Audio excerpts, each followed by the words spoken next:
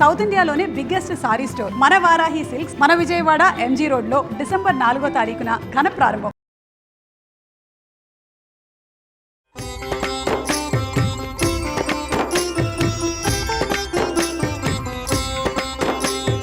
నమస్కారం. విష్ణు పురాణం 14వ రోజు పారాయణలోకి వచ్చామండి. సౌభరి కథ విన్నాము. ఇప్పుడు మాంధాత కుమారుడైన అంబరీషుని కొడుకు యవనాశ్వుడి గురించి చెప్పుకుందాం. ఇతని సుతుడు హరిషుడట. వాని సంతతి అంగిరసులు అనేటువంటి గంధర్వులు, 6 కోట్ల మంది గంధర్వులు ఈయన సంతానంగా ఉన్నారట. వీళ్ళు ఏం చేశారు, పాతాళానికి వెళ్ళి అక్కడున్న నాగరాజులను చితకొట్టి వాళ్ళ ఆధీనంలో ఉన్న రత్నాలను, కామినీ రత్నాలను కూడా, స్త్రీలను కూడా అనమాట బలాత్కరించి గ్రహించగా నాగరాజులు బయలువెడలి పాలకడలిని చేరి కాలాత్ముడు, లోకారాధ్యుడు, సర్వమంగళమూర్తి, లోకాభిరాముడు, కరుణాసాగరుడు, పన్నగసేనుడు, శంఖచక్రధరుడు, కోటి సూర్య ప్రభాభాసమానుడు, సౌభాగ్యలక్ష్మి సమేతుడు అయినటువంటి లక్ష్మీకాంతుణ్ణి ప్రార్థించగా యోగ నిద్రలో ఉన్న శ్రీపతి మేల్కొన్నాడు. పన్నగపతులు స్వామికి దండ ప్రణామం చేసి తమ ఇక్కట్లను గంధర్వుల చేత చెప్పించారు. అక్కడ ఉన్న వాళ్ళతో చెప్పించారు. ఆయన ఏమన్నాడు అదంతా విని ఈ పన్నగ సర్పాలని ఆదరంగా చూసన్నాడు. పురుకుచ్చుడనేవాడు భూపరిపాలకుడుగా భూమిలో ఉన్నాడు. నా ప్రభావం ఆ పరిపాలకుడికి అంగరక్షగా ఉంది. మీరు వెళ్ళి ఆ రాజును కోరండి. అతను గంధర్వులని అవలీలగా సంహరించి మీకే మేలు కలిగిస్తాడు. పురుకుచ్చుడి దగ్గరికి వెళ్ళమన్నాడు. నాగపతులు వెనక్కి తిరిగి ఏం చేశారు, తమ లోకానికి వచ్చి అంతా ఓ చోట కూర్చుని ఆలోచించారు. ఈ రాజుగారి దగ్గరికి ఎవరిని పంపించాలి అంటే ఇంతలో ఏమైంది, ఒక ముని వచ్చాడు. ఆ ముని వచ్చి ఏం చెప్పాడంటే దీనికి ఎవరిని పంపించాలో ఆయన ఐడియా ఇస్తున్నాడు. పురుకుచ్చుడు నర్మదా నది యందు అత్యధిక ప్రేమతోటి ఉన్నాడు. నర్మద కూడా ఆయన పట్ల అనురాగంతో ఉంది. నర్మదా యొక్క నది స్త్రీ రూపం అన్నమాట. మీరు వెళ్ళి నర్మదకి మీ బాధ చెప్పి ప్రార్థించండి. ఆమె కనికరించి పురుకుచ్చుడిని ప్రేరేపిస్తుంది. అప్పుడు ఆ రాజుగారి తరలొచ్చి మీ పక్షాన్ని నిలబడి మీ శత్రువుల్ని హతమారుస్తాడని చెప్పాడు. ఇంతలో అనుకోకుండా వీళ్ళందరూ ఇలా సమావేశంగా ఉన్నప్పుడు నర్మద ఒక దివ్యకాంతగా మారి అక్కడికి వచ్చిందట. ఈ పాములు సర్పాలందరూ ఆమెను బతిలాడుకున్నారమ్మా, ఇది మా పరిస్థితి అంటే, సరే ఈవిడేమంది, ఉండండి నేను పురుకుచ్చుడిని తీసుకొస్తానని పురుకుచ్చుడి దగ్గరికి వెళ్ళి పాతాళానికి తీసుకొచ్చేసారు కల్లా. అప్పుడు వీళ్ళు ఆయన్ని సముచిత రీతిని సత్కరించి, నాయన మహారాజా, విష్ణువు మాకు చెప్పాడు మమ్మల్ని మాకు మేలుగా కలగజేస్తావని, కాబట్టి ఆ మాట సఫలం చేయి. నీ పేరు మేము మహావిష్ణువు దగ్గరే విన్నాము, మాకు సహాయం చేయమని అడిగారు. అయితే ఈ పురుకుచ్చుడు ఏం చేశాడు, ఈ నాగులకి శత్రువులుగా ఉన్న గంధర్వులను ఎదిరించి సహజము విష్ణు ప్రభావ భరితము అయినటువంటి భుజబలంతో ఈ 6 కోట్ల మంది గంధర్వుల్ని సంహరించేశాడట. నాగులకి నిర్భరమైన ఆనందాన్ని కలిగించాడు. వాళ్ళకి ఎలాంటి కష్టం లేకుండా చేసి వాళ్ళ వల్ల స్వకులాభివృద్ధి, నువ్వు వంశాభివృద్ధిని వరంగా పొంది ఇంటికి వచ్చేసి సంతోషంగా ఉన్నాడు. ఇలాంటి ఉపకారాన్ని తమకు చేసినటువంటి ఈ నర్మదకి ఏమైనా వరం ఇవ్వాలని ఈ పన్నగ వటువులు ఆమెను పూజించి ఏమన్నారు, అమ్మా నీ పేరు చతుర్థి విభక్త్యంతంగా చేసి చివర నమః చేర్చి ఉభయ సంధ్యలందును భక్తితో స్మరించే వాళ్ళకి సర్పవిషం సోకదు. నీ దివ్యనామం ఉచ్చరిస్తూ భుజించే వారికి ఆ సమయంలో విషం ఇచ్చినా కూడా అది అమృతమవుతుందని వరం ఇవ్వగా నర్మద సంతోషించి అంగీకరించి పురుకుచ్చుని వద్దకు వెళ్ళి అనురాగంతో అతన్ని వరించింది. ఏమిటో విశేషంగా చతుర్థి విభక్త్యంతంగా చెప్పేవంటే ఏం లేదండి, చాలా నర్మదాయై నమః, మనం రమాయై నమః చెప్పుకుంటాం, లక్ష్మి అయి నమః అని చెప్తాం, పార్వతి అయి నమః, గౌరీ అయి నమః, ఇవన్నీ చతుర్థి విభక్త్యంతాలు. ఇక్కడ కూడా అంతే, నర్మదాయై నమః అనుకోవాలి. అంటే గనక ఎవరైతే ఉభయ సంధ్యల్లో స్మరిస్తారో సర్ప విషం సోకదట. నర్మదాదేవి పాములకి ఇలాంటి ఉపకారం చేసింది కాబట్టి ఆమె ఏం చేసింది, పురుకుచ్చుడి దగ్గరికి వెళ్ళి ఆయన్ని వరించిందట. ఈ దంపతులకి త్రసదస్యుడు అనేవాడు జన్మించాడు. అతని సుతుడు అనరణ్యుడు. ఈ అనరణ్యుడు ఒకసారి ఏం చేశాడట, యజ్ఞం చేస్తుంటే రావణుడు వచ్చి ఈ అనరణ్యుడిని చంపేశాడు. యజ్ఞాన్ని పాడు చేసి వెళ్ళిపోయాడట. అనరణ్యుని కుమారుడు హర్యాక్షుడు, ఇతని కొడుకు వసుమణుడు, వాడి కొడుకు ప్రియారణుడు, అతని సుతుడు సత్యవ్రతుడు వశిష్ఠుని శాపం చేత త్రిశంకునామంతో చెండాలుడై ఉన్నాడు. ఆ కాలంలో 12 సంవత్సరాలు వాన లేక పాడి పంటలు కరువైపోయాయట. ఆనాటి దుర్దశలో త్రిశంకుడు అడవిలో మృగాల్ని చంపి వాటి మాంసాన్ని విశ్వామిత్ర పుత్ర కళత్రాదులకి ఇస్తూ గంగ ఒడ్డున ఒక మర్రి చెట్టు కింద వాళ్ళకి నివాసం ఏర్పరిచి ఈ చెండాలుణ్ణి అనుగ్రహించండి అని ప్రార్థించేవాడట. అలా కొన్నాళ్లు కాగా విశ్వామిత్రుడు అతని వృత్తాంతం తెలుసుకుని కనికరించి పరమ పావనుని చేసి సశరీర స్వర్గాన్ని కలిగించాడు. త్రిశంకు స్వర్గం కదా, మళ్ళీ ఇంకొకసారి వివరంగా చెప్పుకుందామండి. విశ్వామిత్రుడి వల్ల ఈ త్రిశంకుకి స్వర్గప్రాప్తి కలిగింది. స్వర్గంలో వాళ్ళు కిందకి తోసేస్తే విశ్వామిత్రుడు ఇంకొక స్వర్గాన్ని సృష్టించాడు అతని కోసం. భూమి ఆకాశాల మధ్యలో త్రిశంకు స్వర్గం అంటారు, మధ్యలో ఉందట. ఆ త్రిశంకుని కుమారుడే హరిశ్చంద్రుడు. ఈ హరిశ్చంద్రుడు సకల సంపదలు విశ్వామిత్రునికి సమర్పించి సత్యవ్రతాన్ని పరిపాలించి సత్యహరిశ్చంద్రుడని సార్థక నామధేయుడయ్యాడు. భుజబలంతో సప్తద్వీపాలు తనవిగా తన ఆజ్ఞ చెల్లేటట్టుగా రాజ్యం చేశాడు. సాక్షాత్తు శ్రీహరిలాగా చిరకాలము సర్వసమృద్ధిగా భూమిని పరిపాలించాడు. రాజసూయ అశ్వమేధ యజ్ఞాలు నిర్విఘ్నంగా ఎన్నో చేశాడట. అంతమందు దేవలోకంలో ఇంద్రుని సింహాసనానికి పక్కనే దివ్య సింహాసనాసీనుడయ్యాడు. ధర్మానికి హరిశ్చంద్రుడు పురుష రూపంగా ఉన్నాడు. మనం ఎందరో రాజుల కథలు చెప్పుకున్నాం. హరిశ్చంద్ర ప్రఖ్యాతమైన గాథ అందులో. ఈ హరిశ్చంద్రుని కుమారుడు లోహితాశ్వుడు, అతని కొడుకు హరిషుడు, హరిషుని కొడుకు చంచుడు, వాని కొడుకులు విజయుడు వసుదేవుడు అని ఇద్దరు.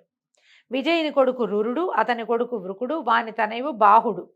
బాహుడు రాజ్యపాలన చేస్తుండగా హైహైలు ఆకస్మికంగా వచ్చి రాజ్యం ఆక్రమించుకోగా బాహుడు చేసేదేం లేక భార్యా సమేతుడై ఔర్వ మహాముని ఆశ్రమానికి వెళ్ళిపోయాడు. అయితే అతని భార్య నిండు గర్భిణిగా ఉందట.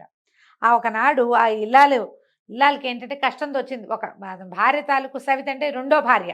ఆవిడకి ఏమనిపించేది, తనకి సంతతి లేదనే విచారము, సవతికి సంతతి కలుగుతుందనే కోపము ఏకం కాగా ఈ విషం పెట్టిందట. సవితికి విషం పెట్టేసరికల్లా ఆ గర్భం స్తంభించిపోయి ఉండిపోయిందట. అలా 7 సంవత్సరాలు అయింది. 7 సంవత్సరాలు అయిన తర్వాత ఈ బాహుడు పరలోక గతుడయ్యాడు. గర్భం అట్లాగే ఉండిపోయిందట. అంతట గర్భవతి అయిన పట్టమహిషి భర్తతో సహగమనం చేయటానికి సన్నద్ధురాలై చితి దగ్గరికి చేరేసరికి ఆవిడ కూడా సహగమనం చేద్దామనుకుంది. 3 కాలాలు తెలిసిన మహాముని అయినటువంటి ఔర్వుడు ఆశ్రమంలో నుంచి బయటకు వచ్చి ఏం చెప్పాడట, పట్టమహిషిని బారించాడట. అమ్మా, నువ్వు చితిలో ప్రవేశించకు. నీ కడుపులో ఉన్న బిడ్డ అసమాన బలపరాక్రమాలు కల వీరుడై విరోధి యముడై భాస్కర సమతేజుడై రాణిస్తూ ఏకఛత్రాధిపత్యంగా భూమిని పరిపాలిస్తాడు. ఎన్నో యజ్ఞాలు దేవతలకు నరులకు సంతుష్టిగా చేస్తాడమ్మా. చక్రవర్తి అవుతాడు. బలిష్ఠులైన కొడుకులు మిక్కిలిగా కలవాడవుతాడు. ఈ సాహసాన్ని విడిచి ధైర్యంగా ఉండు అని చెప్పాడు. చెప్పేసరికల్లా ఈవిడేం చేసింది, ధైర్యంగా ఉండి భర్తకి పరలోక క్రియలు చేయవలసినవన్నీ చేసేసి ముని ఆశ్రమంలోనే ఉన్నది. అయితే కొన్ని దినాలకి గరముతో కొడుకుని కన్నది. ఆ విషంతో అలా బిగుసుకుపోయి ఉన్న పిండం మెల్లిగా శిశువుగా మారింది. అప్పుడు ఆ విషంతో కుమారుడు జన్మించాడట ఆమెకి. అయితే ఔర్వుడు అనే మహర్షి ఆ పిల్లవాడికి సగరుడు అంటే గరము అంటే గరళము తెలుసు కదా మనకి. గరళం అంటే విషం, గరము అన్నా కూడా విషమే. సగరుడు అని పేరు పెట్టాడట. అయితే పేరు పెట్టి జాతకర్మాది క్రియలు జరిపించి చెవులోపనయనాదులు, విద్యాభ్యాసము, శాస్త్రము, అస్త్రశస్త్రాదులు అన్నిటికి సంబంధించిన శిక్షణ, ఎన్నో విద్యలు నేర్పించాడు. అయితే ఏమైంది, ఒకనాడు సగరుడు తల్లి దగ్గరికి వచ్చి అడిగాడట, అడవుల్లో ఉండటం ఎందుకమ్మా మనకి, మనం ఇక్కడ ఎందుకున్నావు, మా తండ్రి ఎక్కడున్నాడు అని అడిగితే అప్పుడు ఏం చెప్పేది, నాయన హైహైలు మూకమ్మడిగా వచ్చి పోరాడి మీ తండ్రిని అడవులకి పారదోలారు. తర్వాత సవితి మీ పింతల్లి నాకు విషం పెట్టింది. మీ నాన్నేమో ఇలా పరలోక గతి అయ్యాడు. ఔరుని చేయూతతోటి నేను నిన్ను ఇట్లా పెంచాను నాయన అనేసరికల్లా ఇతను ఏం చేశాడట, సగరుడు ఆ దుష్టుల్ని వధించి ముల్లోకాల్లోనూ మా నాన్న కీర్తిని వ్యాపింపచేస్తానని చెప్పి హైహైలను యుద్ధానికి పురికొల్పి అందరినీ ముక్కలు చెక్కలుగా ఖండించేశాడట.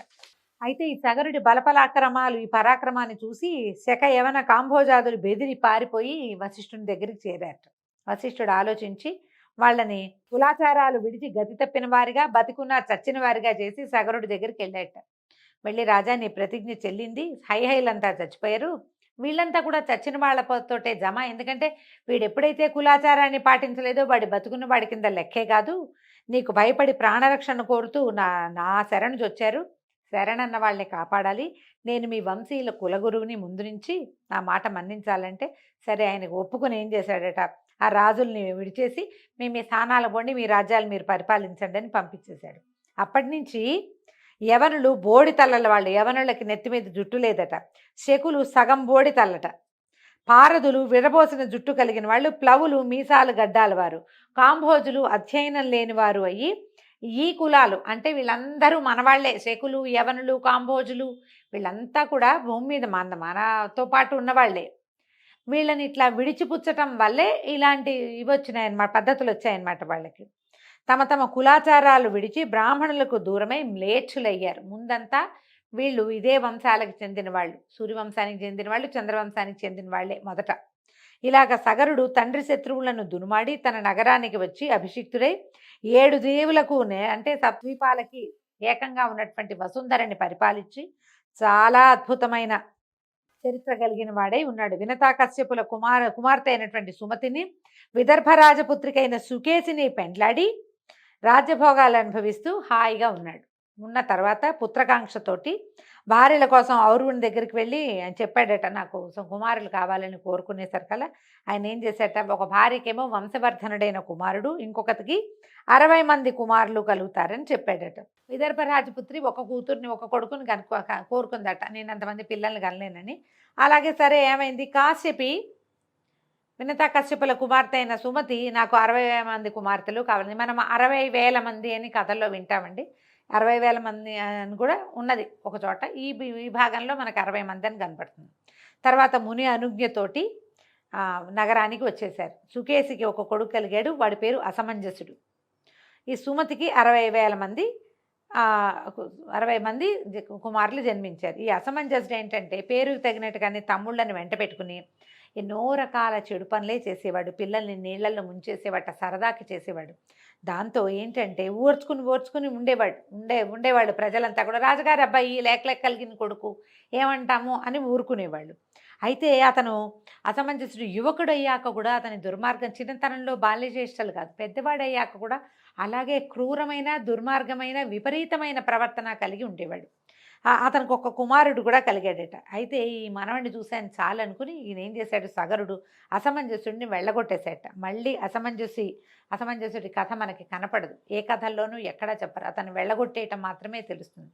అయితే అసమంజసుని యొక్క తమ్ములైన ఈ 60 మంది కూడా అన్నలాగానే దుష్ట చరిత్రలే లోకానికి చికాకు కలిగించేవాళ్ళు.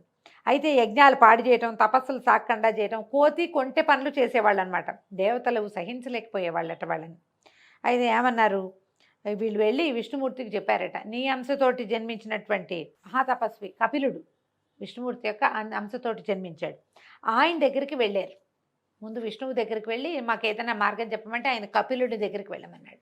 కపిలుడి దగ్గరికి వెళ్ళి ఇలాగా సగరుని కొడుకుల దుష్ప్రవర్తన, వాళ్ళు ఎట్లా ప్రవర్తిస్తారు, యజ్ఞయాగాదులు ఎట్లా పాడు చేస్తున్నారు, దేవతల అంశభాగాల్ని రానివ్వకుండా ఎట్లా చేస్తున్నారు చెప్పాము. నువ్వు పద్మాక్షుడివి, భగవంతుని అంశతోటి జన్మించిన వాడివి కాబట్టి వీళ్ళ ఆటలు ఇట్లాగే సాగనిస్తే క్రమంగా యజ్ఞవ్యాగం అనేది నశించిపోతే మేమేం చేయాలి. అయితే ఇట్లా చెప్పేసరికల్లా కపిల మహాముని ఆయన తపస్సు చేసుకుంటున్నాడు. ఆయన ఏమన్నాడంటే, ఒకసారి పాపం పండితే వాళ్ళని మనం ఎవ్వరు ఏమీ చేయక్కర్లా, వాళ్ళ పాపానికి వాళ్ళే నాశనం అయిపోతారు. వాళ్ళు చేసినటువంటి పాప పుణ్యకర్మల ఫలితం వాళ్ళు అనుభవిస్తారు. కాబట్టి అచిరకాలంలో పాపకర్మలైన సగరనందన్లు రూపుమాసిపోతారు, మీరు బాధపడకుండా వెళ్ళండి, వాళ్ళ కాలం సమీపిస్తుందని చెప్పి పంపించేశాడు. ఇంతలో ఏమైందట, సగరుడు ఇలా పిల్లలు విపరీత ప్రవర్తన కలిగి ఉన్నారు, వీళ్ళకి ఏదైనా సరైన పని పెట్టాలని అశ్వమేధ యాగం చేయడానికి దీక్ష పూని అశ్వ రక్షణ కోసం తన కుమారులను నియోగించారట. ఈ 60 మంది లేదా 60,000 మంది గుర్రం వెనకాల ప్రయాణం చేశారు. కొంత దూరం వెళ్ళిన తర్వాత ఏమైంది, దేవదూత ఒకడు వీళ్ళని మోసం చేసి యజ్ఞాశ్వాన్ని భూమి యొక్క వివరంలోంచి ఒక బిలంలోంచి లోపలికి మళ్లించి నాగలోకంలో తపస్సు చేస్తున్న కపిల మహాముని ఆశ్రమంలో ఆయనకు ఎదురుగుండా ఉన్న ఒక చోట కట్టేసి వెళ్ళిపోయాడు. ఇంతలో సగరనందనులు తేరుకున్నారు. యజ్ఞాశ్వం మాయమైపోయిందని వెతికి గుర్రం కనపడకపోవడంతో భూమి మీద 4 చెరగులా వెతికి చివరికి భూమిని తవ్వి లోపలికి ప్రవేశించి పాతాళంలోకి వెళ్ళిపోయి కపిల మహాముని ఉన్న చోట అక్కడ యాగాశ్వాన్ని చూశారు.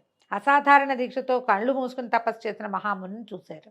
ఆయన కొంత దూరంలో చెట్టు కింద ఉన్న యాగాశ్వాన్ని చూసేసరికల్లా ఈ ఆయుధాలని జల్పిస్తూ మా తండ్రి చేస్తున్నటువంటి యజ్ఞాన్ని పాడు చేయడానికి వీడెవడో వడంబడ్డాడు, వీడే తీసుకొచ్చి ఉంటాడని భావించి ఇదట్లా సన్యాసిలాగా నటిస్తున్నాడు, చితకొడదామని చెప్పేసి అందరూ మీదకెళ్ళారట. ఎప్పుడైతే తనని సమీపిస్తున్నారో ఈ 60,000 మంది, ఆయన కళ్ళు తెరిచి చూశాడట. కళ్ళు తెరిచిన మరుక్షణం ఏమైంది, కళ్ళలోంచి నిప్పురవ్వలు వచ్చేసి మొత్తం ఈ 60,000 మంది బూడిదైపోయారు. ఎప్పటికీ యాగాశ్వం వెనకాల వెళ్ళిన కుమారులు రాకపోయేసరికల్లా సగరుడు విచారించి గుర్రాన్ని తోలుకురమ్మని తన మనవడు అసమంజసుడి కుమారుడైనటువంటి అంశుమంతుడిని పంపించాడు. అతను ఈ 4 చెరుగులా వెతుక్కుని తన బాబాయిలు వెళ్ళినటువంటి ఆ భూ వివరంలో ఇంచే నాగలోకాన్ని చేరి ఈ కపిల మహాముని దర్శించి నమస్కారం చేసి ప్రార్థించాడు. ఎందుకంటే సగరుని కుమారులు ధూర్తులు, యుక్తాయుక్త విచక్షణ జ్ఞానం లేనివాళ్ళు. కానీ అంశుమంతుడు అలాంటి వాడు కాదు, చాలా వివరం కలిగిన వాడు, ప్రత్యేకమైన ఆలోచన విధానం ఉన్నవాడు. ఈయన ఎప్పుడైతే కపిలుని ప్రార్థించాడో ఆయన నుతికి ప్రసన్నుడై వత్స గుర్రాన్ని తీసుకుపోయి మీ తాత యజ్ఞం పూర్తి చేయించు అనేసరికల్లా ఇతను అడిగాడు, మా తండ్రులు ఇలా బూడిద కుప్పలైపోయారు, వీళ్ళకి స్వర్గలోక నివాసం అనుగ్రహించంటే ఇప్పుడు కుదరదు అని చెప్పాడు. నువ్వు చెయ్యలేవని నీ పౌత్రుడైన భగీరథుడు అతి తపోనిష్టతో శివుని కృపబడిసి సురగంగని భూమికి రప్పిస్తాడు. ఆ గంగాజల కణాలతో ధరణి పరమపావనం అవుతుంది, గంగా ప్రవాహం ఇక్కడికే వస్తుంది. దాని తుంపర్ల చేత నీ తాతలు నీ తండ్రులు పవిత్రులై స్వర్గలోక వాసన అవుతారు. ఈ విష్ణుపాదం నుంచి పుట్టిన ఆ మహానది గాలి సోకినంతనే ఎలాంటి పాపాలైనా ఆ ఏటిలో కలిసిపోతాయి. ఆ పుణ్యనది జలాలలో స్నానం సకల పాపహారం.